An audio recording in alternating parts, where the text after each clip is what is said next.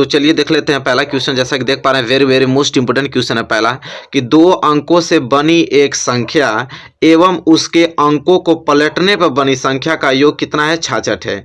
यदि संख्या के अंकों का उत्तर 2 हो तो संख्याएं ज्ञात कीजिए। ये प्रश्न बहुत ज़्यादा इंपॉर्टेंट है। मैं बताना चाहूँगा आप लोगों को कि यह प्रश्न आपके 18 में, 19 में और 20 में, और ये आपका एनसीईआरटी का एग्जाम्पलर है। ठीक है, एनसीईआरटी जो आप लोगों की बुक है, एनसीईआरटी का ये आपका का एग्जाम्पल है, और आपका 18 में, 19 में, 20 में यह 3 सालों से लगातार पूछा आ रहा है। ठीक है, इससे पहले भी पूछा होगा बहुत बार, लेकिन उसमें इंक्लूड नहीं मैं दिया हूँ। बस मैं आप लोगों को डेट बता देता हूँ, 18, 19, 20 में, मतलब ये 3 साल से लगातार ये प्रश्न पूछा जा रहा है। वेरी मोस्ट इंपोर्टेंट प्रश्न है। तो चलिए देखते हैं किस प्रकार इसे हल करेंगे। कह रहा है कि 2 अंकों से बनी एक संख्या। मेरे प्यारे विद्यार्थियों, आप बताइए, कोई भी 2 अंक है। देखिए, मान लीजिए 25, हमने 25 एक संख्या मान लिया, तब 25 2 अंकों की एक संख्या है 25, तो एक इकाई का अंक होगा, एक दहाई का अंक होगा कि नहीं? बिल्कुल। तो कह रहा है 2 अंकों से बनी एक संख्या एवं उसके अंकों को पलट देने पर बनी संख्या का योग कितना है? 66 है। सबसे पहले हम देखेंगे, यहाँ पर लिखेंगे कि माना संख्या, कोई भी 2 अंक की संख्या, तो उसमें एक इकाई का होगा, एक दहाई का है। तो हम लिखेंगे कि माना संख्या के दहाई का अंक, माना संख्या के दहाई का अंक, हमको तो दाई और इकाई का अंक तो मालूम है नहीं, वही हमको ज्ञात करना है। तो माना संख्या के दहाई का अंक तथा इकाई का अंक, इकाई का अंक क्या करना है कि मान लेता हूँ कि दाई का अंक x है और इकाई का अंक क्या है? y है। ठीक है, क्योंकि हमें मालूम नहीं है तो वही निकालना है। तो इकाई का हमने x मान लिया और दहाई को हमने क्या मान लिया? y मान लिया। इतना तो आप लोग कर लेंगे।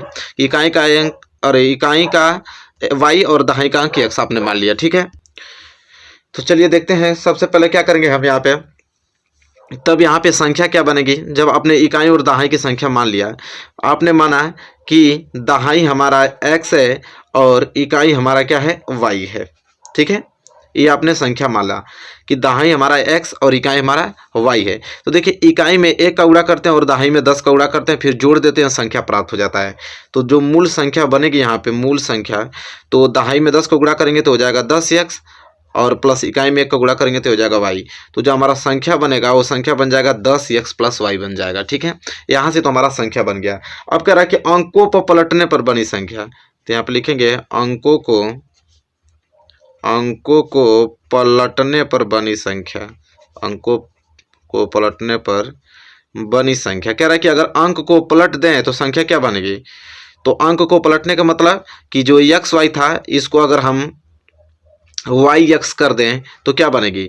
तो अब यहाँ पे x जो इकाई का अंक हो जाएगा, y दहाई का अंक हो जाएगा। ठीक है, तो दाई में हम 10 को गुणा करेंगे तो हो जाएगा 10y, अब प्लस इसमें 1 को गुणा करेंगे तो हो जाएगा x। तो अंकों को पलटने में बनी संख्या 10y प्लस x। तो हमारे क्वेश्चन में यही बोला था कि 2 अंकों से बनी संख्या, तो 2 अंकों से बनी संख्या या और उसके अंकों को पलटने में बनी संख्या या, इन दोनों का योग कितना है? 66 है। ठीक है, तो यहाँ पे लिखेंगे प्रथम शर्त के अनुसार, पहला शर्त तो यही है, प्रथम शर्त के अनुसार पहला शर्त ये कह रहा है कि जो बनी संख्या हमारी है 10x प्लस y, और अंकों को पलटने में बनी संख्या हमारी जो है 10y प्लस x, इन दोनों का योग कितना दे रखा है? 66 दे रखा है। ठीक है, तो चलिए इसे हल कर देते हैं। 10x और 1x मिलकर हो जाएगा 11x, और 10y और 1y मिलकर हो जाएगा 11y, बराबर कितना आ जाएगा? 66। ठीक है, 11 यहाँ से आप कॉमन ले लीजिए, तो x प्लस y बराबर क्या आ जाएगा? 66। 11 से कट जाएगा कितने बार में? 6 बार में, तो हो जाएगा आपका x प्लस y बराबर 6। ठीक है, इसे मान लीजिए समीकरण नंबर पहला मान लीजिए। ठीक है, अब देखिए द्वितीय शर्त, इसमें एक शर्त और दिया है, द्वितीय शर्त। पहला शर्त से तो समीकरण नंबर पहला निकल गया। द्वितीय शर्त देखिए क्या दिया है, कह रहा है कि उसका योग 66 है। इतना यहाँ तक तो हो गया। फिर कह रहा है यदि संख्या के अंकों का अंतर 2 हो, संख्या के अंकों का अंतर 2 हो, संख्या हमने क्या माना था? x और y माना था, इसी का अंतर, तो x माइनस y, दोनों संख्या के अंकों का अंतर दे रखा है 2, इसे समीकरण नंबर 2 मान लेते हैं। ठीक है, क्लियर। अब समीकरण 1 और समीकरण 2 हल कर दीजिए। तो यहाँ पर लिखेंगे समीकरण 1 व समीकरण 2 को जोड़ने पे, समीकरण 1 और समीकरण 2 को क्या करने पे? जोड़ने पर, यहाँ से जोड़कर हम हल कर देंगे। तो पहला समीकरण क्या आपका है? x प्लस y बराबर 6, समीकरण नंबर पहला, और x माइनस वाई बराबर 2 समीकरण नंबर दूसरा। जोड़ने पे क्या होगा कि plus Y minus Y cancel हो जाएगा, x मिलकर हो जाएगा आपका 2x बराबर 6 2 8। क्लियर कर दीजिए, 2 चौको 8, x बराबर क्या आ गया 4। अब x बराबर 4 आ गया तो x का वैल्यू किसी भी समीकरण में रख सकते हैं। तो लिखेंगे आप x बराबर 4 का मान, x बराबर 4 का मान समीकरण 1 में रखने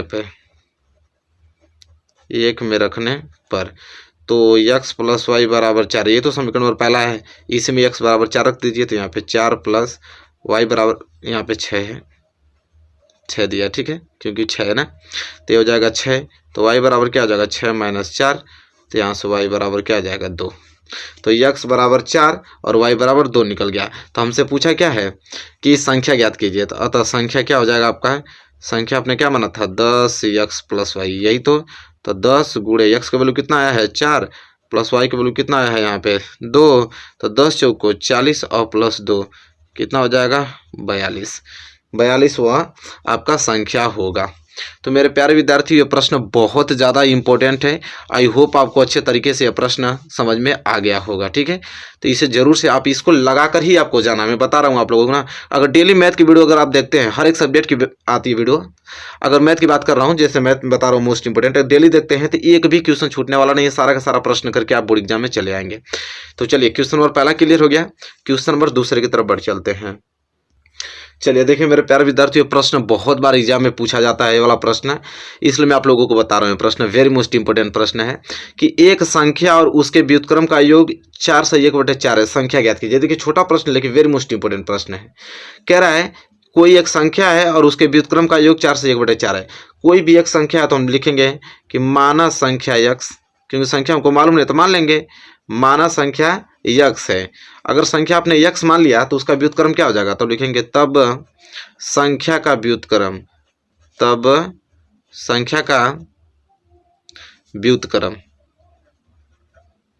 ठीक है, संख्या का व्युत्क्रम क्या हो जाएगा 1/x हो जाएगा, ठीक है।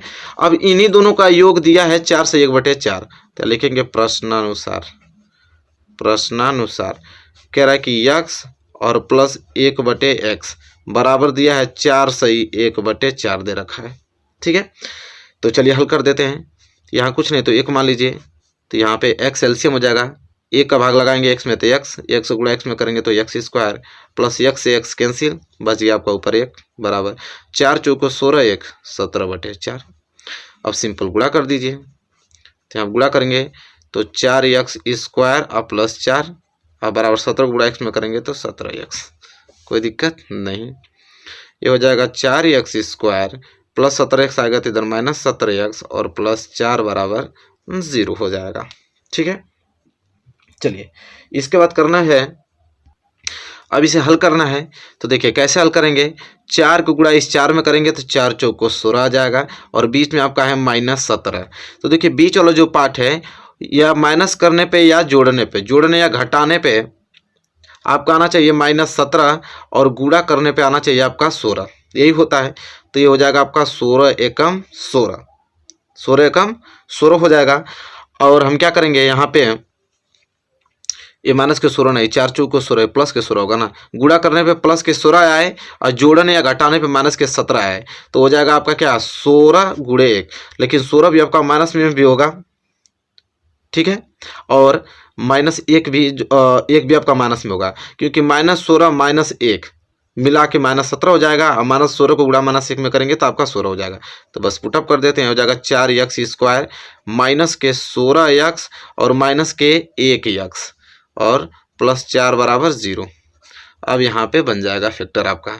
यहाँ से हम क्या करेंगे 4x कॉमन ले लेते हैं तो 1x बच जाएगा, माइनस x कैंसिल, 4 चौको 16 4 बच जाएगा, माइनस यहाँ से 1 कॉमन ले लेता हूँ तो x माइनस कॉमन लिया हूँ तो ये प्लस माइनस में चेंज हो जाएगा, 1 का भाग 4 में लगाएंगे तो 4 बच जाएगा बराबर 0। इसमें भी x - 4 इसमें भी x - 4, तो x - 4 को कॉमन ले लेते हैं तो x - 4 एक कोष्टक में आ जाएगा, बच जाएगा आपका 4x और -1 बराबर 0। अब सिंपल करना आपको क्या है कि x - 4 बराबर 0 कर दीजिए और एक बार 4x - 1 बराबर 0 कर दीजिए। तो यहाँ से x बराबर -4 उधर जाएगा तो +4 हो जाएगा और आपका 4x बराबर -1 उधर जाएगा तो +1 और x बराबर क्या हो जाएगा 1/4 हो जाएगा। तो देखिए यहाँ पे very very most important equation था, आपका आंसर निकल गया है क्या कि x बराबर 4 और x बराबर 1/4। तो अतः वह संख्या जो हो जाएगा 4 और 1/4 हो जाएगा। देखिए 4 एक संख्या, उसका व्युत्क्रम 1/4 ही तो है और दोनों का योग देखिए 4 से 1/4 ही आएगा दोनों को जोड़ूंगा तो इस प्रकार यह प्रश्न बहुत ज़्यादा इंपॉर्टेंट था, इसलिए मैं आप लोगों को बताया हूँ। ये प्रश्न आपको अच्छे से तैयार करके ही बोर्ड एग्जाम में पहुँचना है। आई होप आपको ये क्वेश्चन नंबर दूसरा अच्छे तरीके से क्लियर में समझ में आ गया होगा, कोई भी डाउट आपको नहीं होगा प्रश्न नंबर दूसरे में। हम बढ़ेंगे अगले प्रश्न की तरफ, प्रश्न नंबर तीसरे की तरफ। चलिए मेरे प्यारे विद्यार्थियों, देखिए क्वेश्चन नंबर तीसरा very very most important question है। देखिए बहुत बार एग्जाम में आ चुका है आपका, मैं बता दूं 18 में 19 में यह प्रश्न पूछा गया था और एनसीईआरटी का एग्जाम्पल है आपका। एक याद रखिए आप लोग, एनसीईआरटी का जितना एग्जाम्पल है वेरी मोस्ट इंपोर्टेंट, सबको तैयार कर लीजिएगा क्योंकि एग्जाम्पल सबसे ज़्यादा आता है। ठीक है, तो चलिए देखते हैं प्रश्न क्या है कि दो संख्याओं का अंतर 2 है तथा उनके वर्गों का योग 34 है, संख्या ज्ञात कीजिए। तो चलिए कोई भी दो संख्या मान लेता हूँ कि माना संख्याएं x और y हैं, माना संख्याएं x और y हैं और यहाँ पे कर दीजिएगा कि जो x है y से बड़ी है, क्योंकि दो संख्या में जाहिर सी बात है दो संख्या में एक संख्या बड़ी होगी एक छोटी, तभी तो बड़े में से छोटा घटाएंगे तो अंतर 2 आएगा। ठीक है, तो यहाँ लिख लीजिएगा माना संख्या x और y है और जहाँ x ग्रेटर देन y। ठीक है, इसके बाद यहाँ पे बोला था कि दोनों संख्याओं का अंतर 2 है, दोनों संख्याओं का अंतर देखिए बोला है ना फर्स्ट लाइन, दोनों संख्याओं का अंतर कितना है 2 है, दोनों संख्याओं का अंतर बराबर 2 है। तो दोनों संख्याओं का अंतर कैसे निकलेगा, बड़ी में से छोटी संख्या घटा देते हैं, x - y बराबर कितना 2 निकल जाएगा। इसको समीकरण नंबर 1 मान लीजिए। फिर कह रहा था उनके वर्गों का योग, कह रहा है तथा इनके वर्गों का योग, तो यहाँ पे लिखेंगे तथा दोनों संख्याओं के वर्गों का योग, दोनों संख्याओं के वर्गों का योग, वर्गों का योग कितना दे रखा है 34, तो बराबर 34 लिख देंगे। अब दोनों संख्याओं के वर्गों को मतलब x का वर्ग करेंगे तो x स्क्वायर, y का वर्ग करेंगे तो y स्क्वायर और दोनों को जोड़ेंगे तो कितना आ रहा है 34 आ रहा है। ठीक है, इसे समीकरण नंबर दूसरा मान लीजिए। क्लियर हो गया आप लोगों को। चलिए अब करना क्या है, यहाँ से समीकरण नंबर पहला से पहला क्या है आपका x - y बराबर क्या दे रखा है 2 दे रखा है। ठीक है, तो यहाँ से x की वैल्यू निकल सकता है, x बराबर क्या हो जाएगा 2 - y उधर जाएगा तो +y, इसको समीकरण नंबर 3 मान लीजिए। और यही x की वैल्यू जो कि समीकरण नंबर 3 है उसको समीकरण 2 में रख दीजिए। ठीक है, तो लिखेंगे कि समीकरण 3 का मान समीकरण 2 में रखने पे तो 2 में रखेंगे तो आपका क्या आ गया x स्क्वायर, तो x की हमारा क्या है 2 + y, तो हो जाएगा 2 + y का होल स्क्वायर और बड़ा प्लस बीच में क्या है प्लस, फिर y का स्क्वायर और बराबर कितना है 34 कर देंगे तो आपका a + b का होल स्क्वायर टूट जाएगा। तो a स्क्वायर मतलब 2 का स्क्वायर, b स्क्वायर मतलब y का स्क्वायर और प्लस 2 × a मतलब 2 और b y, यही होता है ना a square b square + 2ab और प्लस ये आपका y स्क्वायर है ही, बराबर क्या है 34 34 आ गया। तो 2 का स्क्वायर 4 और y का स्क्वायर y स्क्वायर और प्लस 2 दूनी के 4y प्लस y स्क्वायर बराबर 34। तो ये आपका y मिलकर y स्क्वायर मिलकर 2y स्क्वायर और प्लस 4y। ठीक है, और प्लस के 4 और प्लस 34 से इधर आएगा तो -34 बराबर 0। अब यहाँ से बन जाएगा आपका 2y स्क्वायर प्लस 4y और माइनस के 30 बराबर 0। 2 कॉमन ले लेता हूँ तो y स्क्वायर 2 दूनी के 4y -15 बराबर 0। 2 गुणा में उधर जाएगा तो भाग में हो जाएगा, तो भाग में मतलब 0 हो जाएगा, तो y स्क्वायर प्लस 2y -15 बराबर क्या बच जाएगा 0 बच जाएगा। अब 15 को गुणा इसमें कर दीजिए तो 15 गुणा यहाँ 1 छिपा होता है तो 15 आ जाएगा। तो गुणा करने पे तो आपका आना चाहिए क्या -15 और जोड़ने या घटाने पे आना चाहिए आपका प्लस के 2। तो ऐसा कौन सा फैक्टर है जो बन रहा है, तो 5 तिहाई 15 बन रहा है, 5 तिहाई 15 काम बन जाएगा आपका। लेकिन यहाँ पे -3 होगा क्योंकि 5 में से -3 घटाएंगे तभी तो 2 आएगा, और 5 में माइनस इनका गुणा करेंगे तो -15 भी आ जाएगा। तो यहाँ लिखेंगे वाई स्क्वायर और प्लस के 5x और माइनस के 3y फिर -15 बराबर 0। यहाँ से पेयर बना लीजिए। ठीक है, यहाँ तक चीज़ें क्लियर आपको हो रही हैं।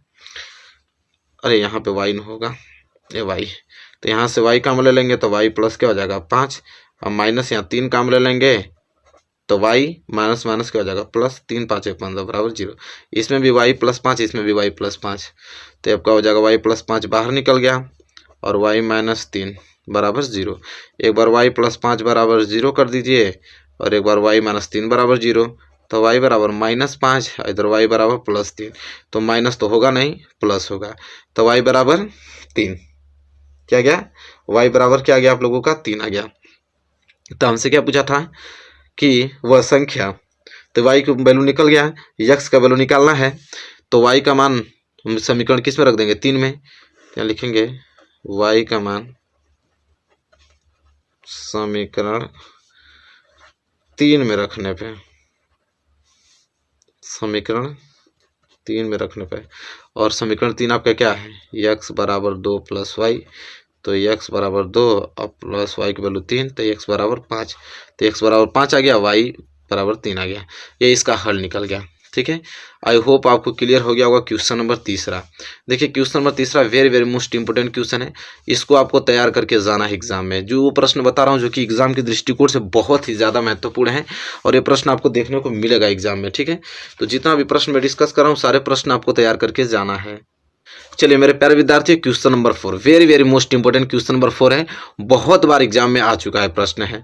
ठीक है, अभी मैं बता दूं आप लोगों को 17 में, 18 में, 19 में ये 3 साल लगातार प्रश्न आया है और एनसीईआरटी का एग्जाम्पलर भी ये प्रश्न है। ठीक है, एनसीईआरटी का एग्जाम्पल है, बहुत ज़्यादा मोस्ट इंपोर्टेंट है, 2 नंबर के लिए प्रश्न आता है। ठीक है, छोटा ये लेकिन लगातार आ रहा है, तो 2 नंबर बहुत ज़्यादा महत्वपूर्ण होते हैं आप लोगों के लिए। कह रहा है कि त्रिभुज एबीसी में यदि AB 6 कड़ी में 3 सेंटीमीटर है और AC 12 सेंटीमीटर है तथा BC 6 सेंटीमीटर है तो कोण B का मान है। चलिए सबसे पहले एक मैं त्रिभुज बना लेता हूँ। ठीक है, त्रिभुज बना लिया हमने, यहाँ पे ABC हमने नामकरण कर दिया। ठीक है, और कह रहा है कि AB 6 कड़ी में 3, तो AB 6 कड़ी में 3 हमने रख लिया, AC 12 सेंटीमीटर और BC 6 सेंटीमीटर है। कह रहा है कोण भी बताइए, तो देखने में आपको तुरंत लग रहा है कि 90 अंश से समकोण त्रिभुज बन रहा है। तो समकोण त्रिभुज बनने का कोई प्रॉपर्टीज होती है। ठीक है, वो गुणधर्म ये होता है कि पाइथागोरस को यह फॉलो करेगा। पाइथागोरस कर्ण का स्क्वायर बराबर लंब का स्क्वायर प्लस आधार का स्क्वायर अगर फॉलो कर दिया तो समकोण त्रिभुज कहलाएगा और एक कोण सीधे भी 90 अंश का हो जाएगा। लेकिन अब देखते हैं फॉलो कर रहा है कि नहीं कर रहा है। तो कर्ण का स्क्वायर मतलब AC का स्क्वायर बराबर लंब का स्क्वायर मतलब BC का स्क्वायर और प्लस आधार का स्क्वायर AB का स्क्वायर, AB का स्क्वायर। ठीक है, यही होता है। तो यहां से चलिए देखते हैं, तो लिखेंगे हम यहाँ पे AC का वैल्यू कितना दे रखा है यहाँ पे 12, तो 12 का स्क्वायर बराबर BC का वैल्यू 6 का स्क्वायर और प्लस AB का वैल्यू 6 कड़ी में 3 का होल स्क्वायर, यही तो होता है।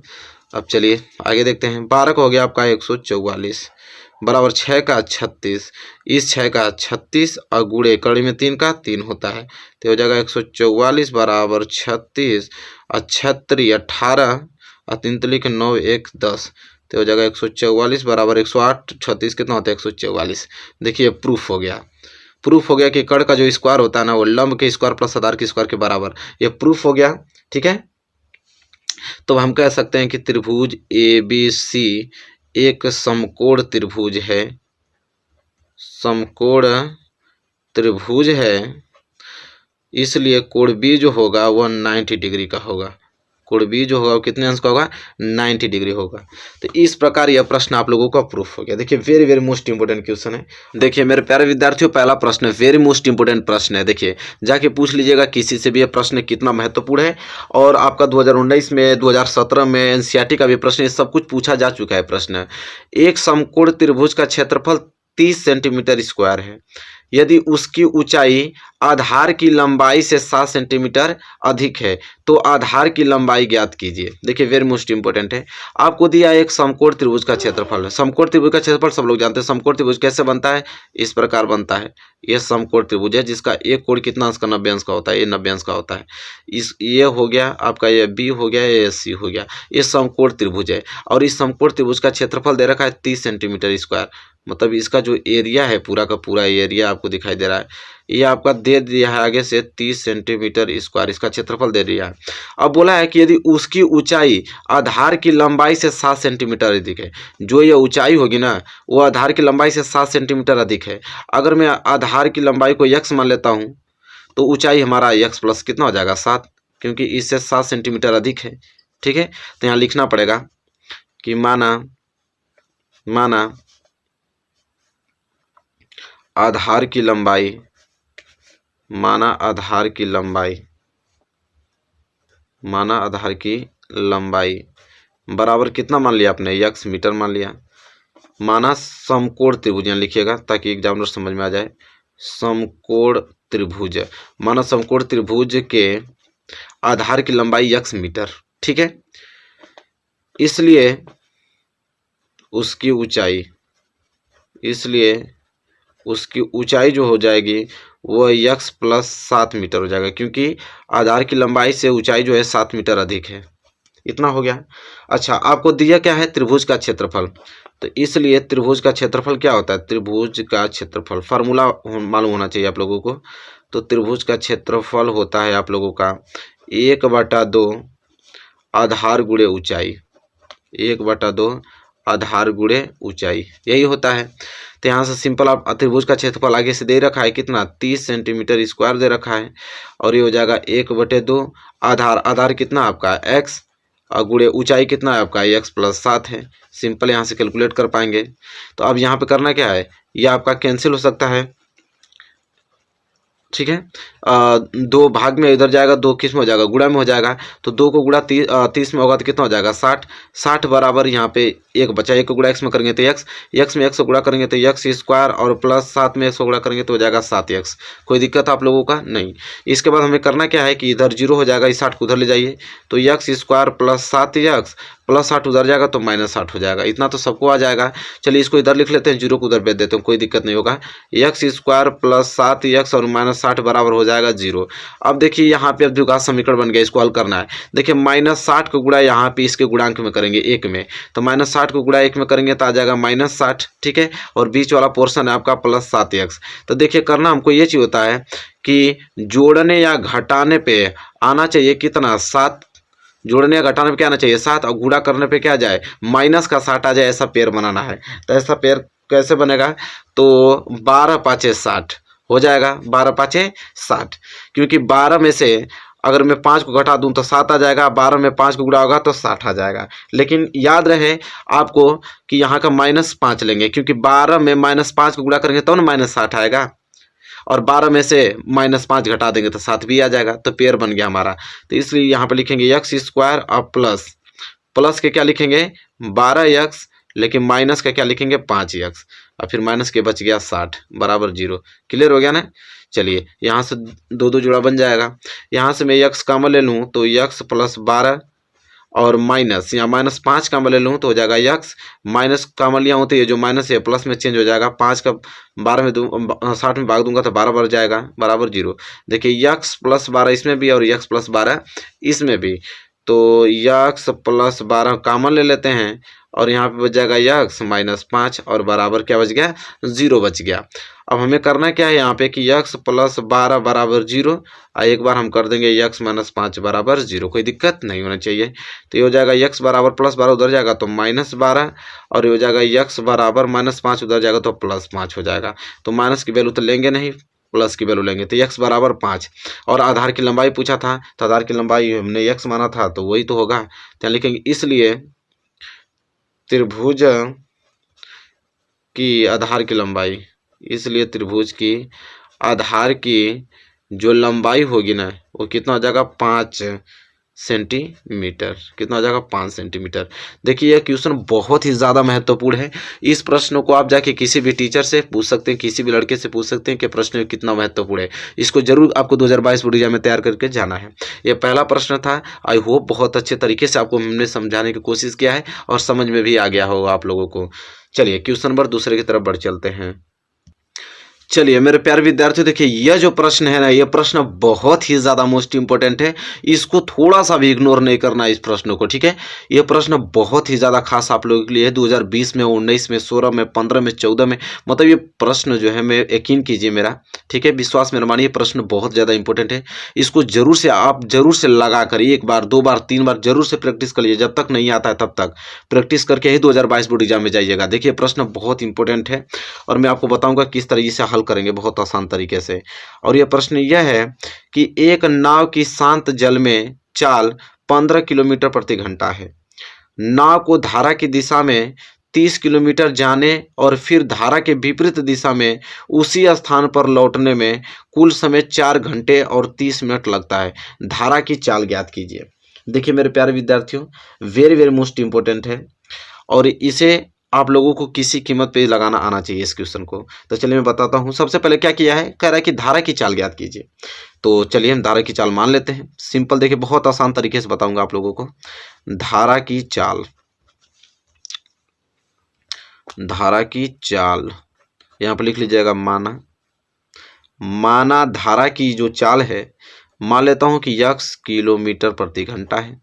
अगर धारा की चाल यक्स किलोमीटर प्रति घंटा है और यहाँ पे शांत जल में नाव की चाल 15 किलोमीटर प्रति घंटा है, यहाँ पे लिखेंगे शांत जल में नाव की चाल। शांत जल में नाव की चाल कितना दे रखा है? 15 किलोमीटर प्रति घंटा दे रखा है, ठीक है। अब देखिए कह रहा है कि धारा की दिशा में 30 किलोमीटर जाने। देखिए जिधर धारा बह रही, देखिए अगर इधर धारा बह रही है, इस तरह धारा बह रही है, ठीक है, और उधर ही आप जा रहे हैं, धारा की दिशा में जा रहे हैं, तो स्पीड आपकी तेज होगी कि नहीं? बिल्कुल होगी। तो धारा की स्पीड और नाव की स्पीड दोनों क्या हो जाएगी? जुट जाएगी। कब? धारा के अनुकूल जाने में। तो यहाँ पे लिखेंगे धारा के अनुकूल, धारा के अनुकूल नाव की चाल कितना हो जाएगी? दोनों चाल जुट जाएगी। धारा के अनुकूल नाव की चाल क्या हो जाएगी? यक्स प्लस 15, दोनों चाल जुट जाएगी तो यक्स प्लस 15 किलोमीटर प्रति घंटा हो जाएगा, ठीक है। अगर वहीं मैं धारा की विपरीत दिशा में बात करूं, तो अगर आपकी धारा इधर से बह रही है, आप जा रहे हैं उसके उल्टा, तो आपकी स्पीड को रोकेगा। तो धारा के प्रति इसका विपरीत नाव की चाल क्या हो जाएगी? चाल घट जाएगी। तो लिखेंगे यहाँ पे तथा धारा के विपरीत, तथा धारा के विपरीत नाव की चाल। धारा की विपरीत जो नाव की चाल होगी तो चाल तो घट जाएगी क्योंकि विपरीत जा रहा है, तो x माइनस 15 किलोमीटर प्रति घंटा चाल हो जाएगी धारा की विपरीत, ठीक है। चलिए अब हम अलग अलग समय निकाल लेते हैं कि धारा के दिशा में जाने में कितना समय लगेगा और धारा के विपरीत दिशा में जाने में कितना समय लगेगा। अलग अलग समय निकल जाएगा क्योंकि दूरी दे ही रखा है और चाल आपको मालूम ही है, तो अलग अलग समय निकल जाएगा। तो लिखेंगे धारा की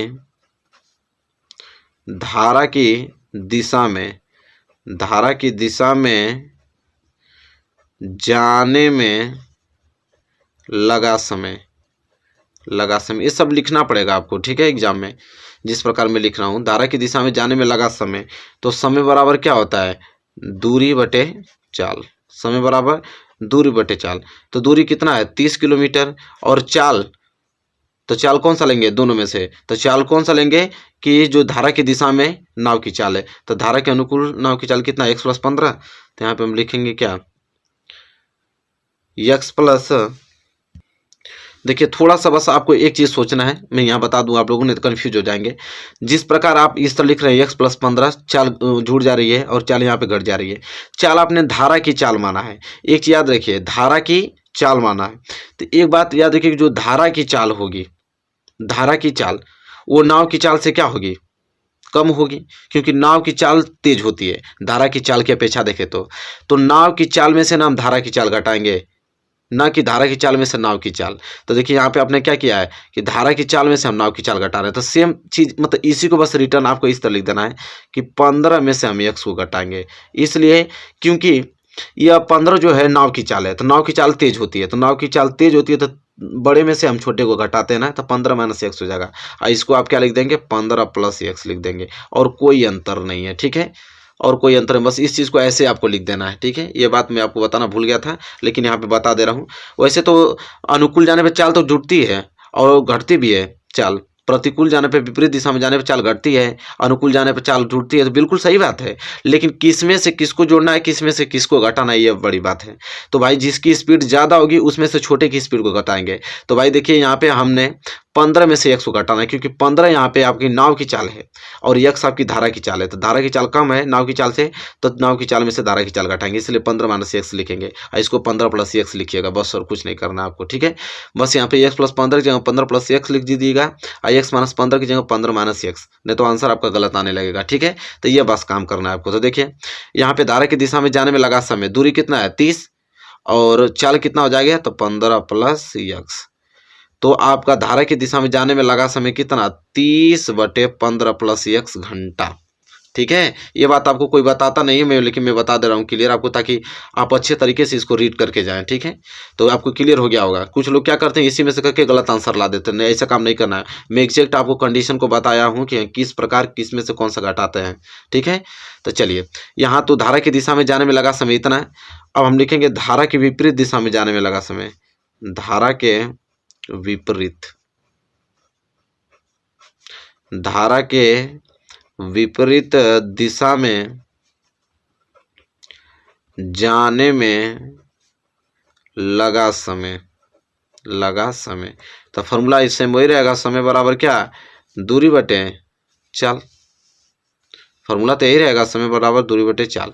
दूरी कितना, दूरी तो बदलेगी नहीं, लेकिन चाल बदल जाएगी, 40 से बदलेगी, क्योंकि विपरीत दिशा में, तो विपरीत दिशा में चाल क्या होती है 15 माइनस एक्स, तो आपका कितना घंटा हो जाएगा इतना घंटा। और टोटल हमको कितना दे रखा था, कह रहा था कि धारा की दिशा में 30 किलोमीटर जाने में और फिर धारा के विपरीत दिशा में उसी स्थान पर पहुंचने में कुल समय 4 घंटे 30 मिनट लग रहा है, कुल समय 4 घंटे 30 मिनट लग रहा है। कुल समय देखिए, कुल समय दे रखा है, कुल समय दे रखा है भाई 4 घंटे 30 मिनट।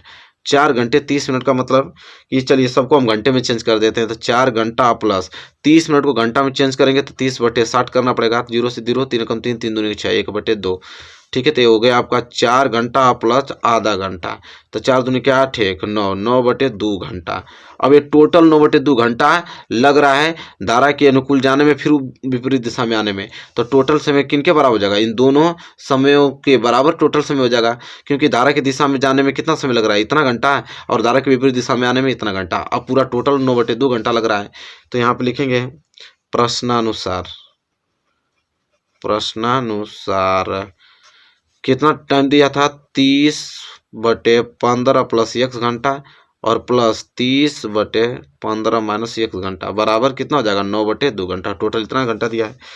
चलिए अब हल कर देते हैं, 30 कामन ले लीजिए, 30 कामन ले लेंगे तो आसान हो जाएगा, ऊपर हो जाएगा 1/15 प्लस एक्स और बीच में प्लस, ये हो जाएगा 1/15 माइनस एक्स बराबर इधर हो जाएगा आपका 9/2, कोई दिक्कत नहीं। चलिए अब हल करना है, तो यहाँ पे एलसीएम ले लेंगे, एलसीएम क्या हो जाएगा 15 प्लस एक्स और ये हो जाएगा 15 माइनस एक्स, तो 15 प्लस एक्स से 15 plus x cancel, 15 minus x, 15 minus x का गुणा किस में करेंगे 1 में, तो आपका आ जाएगा उतना 15 माइनस एक्स, फिर बीच में प्लस, 15 माइनस एक्स से 15 माइनस एक्स कैंसिल, ठीक है। तो बच गया आपका क्या 15 प्लस एक्स, 15 प्लस एक्स गुणा 1 में होगा तो 15 प्लस एक्स, और ये चीज़ तो आपका क्वेश्चन में अब 38 है, इधर 9 क्या है 2 घंटे। तो देखिए यहाँ पे क्या हो जाएगा माइनस एक्स से प्लस एक्स कैंसिल हो गया, ठीक है। तो बच गया 30 और ये 15 30 और बटे में बच गया यहाँ पे 15 प्लस एक्स और 15 माइनस एक्स, कोष्टक बंद बराबर 9/2 घंटा, ठीक है। चलिए इसके बाद देखिए आगे की कहानी, 30 में 30 को गुणा हो जाएगा तो कितना हो जाएगा, 3 तो लेके 900 हो जाएगा। ठीक है, बटे में ये देखिए a प्लस बी और a माइनस बी, तो a प्लस बी और ये कोष्टक में दिया है a माइनस बी, इसका मतलब क्या होता है ए स्क्वायर माइनस बी स्क्वायर। तो ए हमारे 15 है तो 15 का स्क्वायर 225 माइनस बी हमारे पास x है तो x का स्क्वायर मतलब x स्क्वायर बराबर 9/2, यही तो होगा। चलिए अब क्या करेंगे यहाँ पे इसको आसान बनाने के लिए, तो इसको आसान बनाने के लिए 9 से काट दीजिए, कितना बार में 100 बार में कट जाएगा और यहाँ बच गया 1, तो 225 माइनस 100 गुणा 1 में होगा तो हो जाएगा 225 माइनस x स्क्वायर और बराबर 100 को गुणा 2 में होगा तो हो जाएगा 200। कोई दिक्कत नहीं होना चाहिए। तो यहाँ तक चीज़ें क्लियर हो गया आप लोगों को। देखिए इसके बाद आपको करना क्या है कि 225 प्लस 200 इधर आएगा तो माइनस 200 और माइनस एक्स स्क्वायर उधर जाएगा तो प्लस एक्स स्क्वायर। 225 में से 200 जाएगा तो कितना हो जाएगा 25 बराबर एक्स स्क्वायर। तो इसको लिख सकते हैं इस तरह एक्स स्क्वायर बराबर 25। कोई दिक्कत नहीं। यहाँ से एक्स की वैल्यू निकालेंगे तो ये हो जाएगा वर्गमूल 25 प्लस माइनस में, तो एक्स बराबर प्लस माइनस कितना आ जाएगा 5। तो x की दो वैल्यू आ जाएगी, एक तो x बराबर +5 आ जाएगा और एक तो x बराबर -5 आएगा। तो -5 तो लेंगे नहीं, x बराबर 5 लेंगे।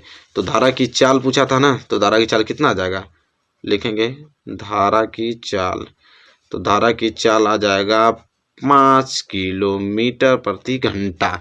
तो देखिए यह सवाल बहुत ही ज़्यादा बड़ा है, मानता हूँ बड़ा है, लेकिन वेरी मोस्ट इंपोर्टेंट है। यही क्वेश्चन आपको देखने को 2022 बोर्ड एग्जाम में मिलेगा। ये प्रश्न बहुत ही ज़्यादा इंपॉर्टेंट है। आई होप आपने इसे क्लियर कर रखा होगा अच्छे तरीके से और समझ में भी आपको आ गया होगा कि क्या कंडीशन होना चाहिए। ठीक है, तो चलिए मेरे प्यारे विद्यार्थियों, आई होप आपको प्रश्न नंबर 2 क्लियर हो गया होगा। देखिए ये कंडीशन आप समझ गए होंगे। ठीक है, बहुत लोग इस तरह लगाते हैं आंसर गलत आ जाता है, उनको ये नहीं मालूम होता है कि किसमें से किसको घटाना है, लेकिन आपको समझ में आ गया होगा इस क्वेश्चन को अच्छे तरीके से। तो ये क्वेश्चन नंबर 2 था, आई होप क्लियर कर लिए हैं। चलिए क्वेश्चन नंबर 3 की तरफ बढ़ चलते हैं। चलिए मेरे प्यारे विद्यार्थियों, देखिए क्वेश्चन नंबर 3। आज की वीडियो तो बहुत ही ज़्यादा इंपॉर्टेंट आप लोग के है, क्योंकि जितना भी प्रश्न बता रहा हूँ ना, विश्वास कीजिए इसमें से प्रश्न आना निश्चित 100% निश्चित है, ये गारंटी है मेरी। ठीक है, क्योंकि देखिए एक आयताकार मैदान का विकर्ण उसकी छोटी भुजा से 60 मीटर अधिक लंबा है। यदि उसकी बड़ी भुजा छोटी भुजा से 30 मीटर अधिक हो तो मैदान का परिमाप ज्ञात कीजिए। बहुत ही प्यारा प्रश्न है मेरे प्यारे विद्यार्थियों। ठीक है, वेरी वेरी मोस्ट इंपॉर्टेंट है।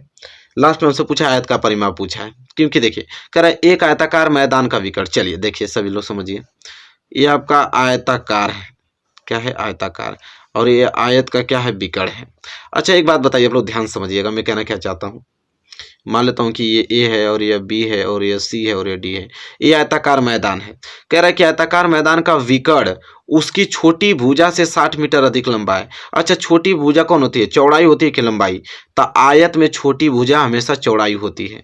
तो चौड़ाई को अगर हमने यक्स मान लिया तो छोटी भुजा से जो विकर्ण है वो 60 मीटर अधिक है, तो विकर्ण क्या हो जाएगा यक्स प्लस 60 हो जाएगा। इसके बाद कह रहा है यदि उसकी बड़ी भुजा छोटी भुजा से 30 मीटर अधिक है, बड़ी भुजा लंबाई है तो लंबाई जो है छोटी भुजा से 30 मीटर अधिक है, तो मतलब यक्स प्लस 30 मीटर क्या हो जाएगा लंबाई, और यक्स प्लस 60 मीटर क्या हो गया विकर्ण हो गया। क्लियर हो गया ना, बस इसी चीज़ को आपको यहाँ पे लिख देना है कि ताकि एग्जामिनर अच्छे से समझ पाए। इसी चीज़ को आप लिखना है कि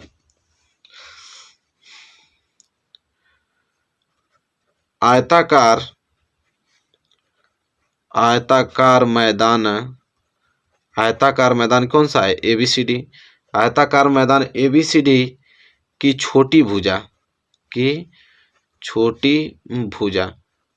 हमारा क्या है एक्स मीटर, तो एक्स मीटर। ठीक है, प्रश्नानुसार देखिए प्रश्न के अनुसार जो विकर्ण होगा, प्रश्नानुसार जो विकर्ण होगा, विकर्ण मतलब क्या है AC, जो AC होगा वह छोटी भुजा से 60 मीटर अधिक है, मतलब यक्स प्लस कितना हो जाएगा, अरे 60 मीटर, ये आपका क्या होगा विकर्ण हो गया। इसी प्रकार बड़ी भुजा क्या है, छोटी भुजा से 30 मीटर अधिक है, तो तथा बड़ी भुजा क्या हो जाएगा यक्स प्लस 30 मीटर क्या हो जाएगा, बड़ी भुजा निकल गया। ठीक है, अब आगे की बात समझिए, अब क्या करना है। तो देखिए ये समकोण त्रिभुज बन गया। समकोण त्रिभुज है कि नहीं, आप लोग देखिए 90 अंश होता है समकोण त्रिभुज। तो समकोण त्रिभुज में पाइथागोरस लगाएंगे यहाँ पे, तो लिखेंगे यहाँ पे हम लोग कि त्रिभुज किस में, ABC में, त्रिभुज ABC में पाइथागोरस प्रमेय से पाइथागोरस प्रमेय से। देखिए समकोण त्रिभुज कुछ भी रहो, हमेशा समकोण त्रिभुज में पाइथागोरस प्रमेय से ही क्वेश्चन सॉल्व होते हैं। तो त्रिभुज एबीसी में पाइथागोरस प्रमेय से, अब पाइथागोरस प्रमेय क्या कहता है भाई कि कर्ण का स्क्वायर बराबर लंब का स्क्वायर और प्लस क्या होता है आधार का स्क्वायर, प्लस आधार का स्क्वायर, यही होता है। कर्ण हमारे पास क्या है x प्लस 60, तो x प्लस 60 का होल स्क्वायर बराबर लंब हमारे पास क्या है भाई,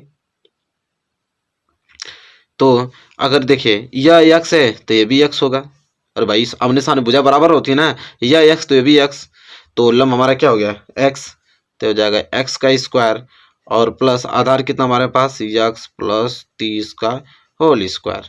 अब चलिए इसको तोड़ देते हैं, तो ये आपका a प्लस बी के होल स्क्वायर में टूट जाएगा, तो क्या हो जाएगा a स्क्वायर मतलब x का स्क्वायर, b स्क्वायर मतलब 60 का स्क्वायर और plus 2 into A into B, ये टूटेगा तो एक्स स्क्वायर हो जाएगा, ये आपका a प्लस बी में टूट जाएगा तो a square X square, B square मतलब कि 30 का स्क्वायर और plus 2 into A into B, यही होता है। अब आगे सॉल्व करेंगे तो हो जाएगा एक्स स्क्वायर 60 के कितना हो जाएगा 3600 और प्लस 60 दूनी के 120 एक्स बराबर ये हो जाएगा आपका एक्स एक्स मिल के हो जाएगा 2x, नहीं तो इससे छोड़ दीजिए एक्स स्क्वायर स्क्वायर रन दीजिए एक्स स्क्वायर, 30 का क्या हो जाएगा 900, 30 दूनी के 60x, यह एक्स स्क्वायर से यह एक्स स्क्वायर क्या हो जाएगा कैंसिल हो जाएगा। अब इस चीज़ को पूरा का पूरा उधर लेके जाइए तो इधर बच जाएगा 0 बराबर x square plus 900 plus 60x और प्लस 36 हो जाएगा तो इधर माइनस 3600 प्लस 120 हो जाएगा तो माइनस 120x, कोई दिक्कत नहीं, तो इधर बच गया 0 बराबर एक्स स्क्वायर और देखिए प्लस 60x और माइनस 120x, माइनस का 60x बच जाएगा, माइनस 3600 और प्लस 900 कितना बच जाएगा, तो माइनस के 2700 बच जाएगा, ठीक है, माइनस के 2700 बराबर 0, तो इसको इधर इसको उधर कर दीजिए, कोई दिक्कत नहीं, x square minus 60x minus 2700 बराबर 0, ठीक है। अब हम गुणनखंड विधि द्वारा इसके मध्य पद को क्या कर देंगे विभक्त कर देंगे, तो कितना विभक्त होगा, गुणा करने पे माइनस 2700 आए और जोड़ने घटाने पे माइनस 60 है, क्या होगा फैक्टर ऐसा, तो 90 गुणे 30, 90 गुणे 30, लेकिन 30 को यहाँ पे कर देते हैं क्या 90 गुणे 30 है तो इसमें से 90 को माइनस कर देते हैं, क्योंकि अगर माइनस 90 में से 30 घटाऊंगा तो माइनस 60 आ जाएगा और माइनस 30 को गुणा, अरे माइनस 90 गुणा 30 में करेंगे तो माइनस 2700 भी आ जाएगा, बिल्कुल सही है। तो एक्स स्क्वायर माइनस माइनस के 90x और प्लस के क्या 30x फिर माइनस 2700 बराबर 0, इतना तो करना आप लोग जानते ही हैं। तो यहाँ से मैं पेयर बना दूंगा, तो यहाँ से x कॉमन ले लूँगा तो x माइनस 90 और प्लस यहाँ से 30 कॉमन ले लूँगा तो x माइनस 1 0 से 1 0 3 9 27 90 बराबर 0, इसमें भी x माइनस 90 इसमें भी x माइनस 90, करना क्या है कॉमन ले लिया जाए, तो x माइनस 90 हमने कॉमन ले लिया, इधर बच गया आपका x प्लस 30 बच गया बराबर 0 बच गया। करना क्या है आपको कि x माइनस 90 बराबर एक बार 0 को बराबर कर दीजिए और एक x प्लस 30 बराबर 0 कर दीजिए, तो x बराबर प्लस 90 और इधर x बराबर माइनस के 30, तो माइनस का 30 तो लेंगे नहीं, x बराबर प्लस 90 लेंगे, ठीक है।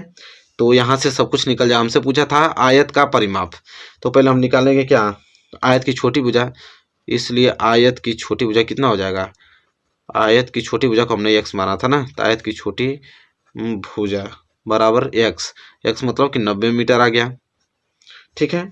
बड़ी भुजा भी निकल जाएगी यहाँ से, बड़ी भुजा थी छोटी भुजा से 30 मीटर अधिक, तो बड़ी भुजा को हमने माना था x प्लस कितना 30, तो x का मतलब 90 और 90 प्लस 30 कितना हो जाएगा 9 3 12 120 मीटर, ठीक है। तो बड़ी भुजा और छोटी भुजा तब निकल गया तो आयत का परिमाप भी निकल जाएगा, इसलिए आयत का परिमाप, इसलिए आयत का परिमाप क्या हो जाएगा 2 गुणे लंबाई प्लस चौड़ाई, यही तो होता है, तो हो जाएगा 2 लंबाई कितना भाई 120, चौड़ाई कितना है 90, तो हो जाएगा 2 गुणे जुड़ जाएगा 0 9 2 11 कितना हो जाएगा 1 1 2 210 21 दूना के 42 420 मीटर क्या आ जाएगा भाई आयत का परिमाप। तो देखिए यही आंसर है। देखिए वेरी मोस्ट इंपोर्टेंट क्वेश्चन है कि बहुत ही ज़्यादा महत्वपूर्ण है और बहुत बड़ा क्वेश्चन है, ठीक है। और जो मैं क्वेश्चन बताया हूँ ये सब एकदम दृढ़ निश्चय रख लीजिए कि ये क्वेश्चन पूछा ही जाएगा आपके बोर्ड एग्जाम में। मेरे प्यारे विद्यार्थी, वीडियो ज़्यादा बड़ा हो रहा है इसलिए मैं इतना ही क्वेश्चन रहने देता हूँ। नेक्स्ट वीडियो में बहुत सारा क्वेश्चन करने वाले हम लोग, ठीक है। डेली वीडियो आपको मिलेंगी। वीडियो पसंद आए तो प्लीज़ लाइक कीजिए और चैनल पर नए हैं तो चैनल को सब्सक्राइब कर लीजिए और बेल आइकन को भी प्रेस कर लीजिए। मिलेंगे एक प्यारे से छोटे से नेक्स्ट वीडियो में, तब तक के लिए धन्यवाद।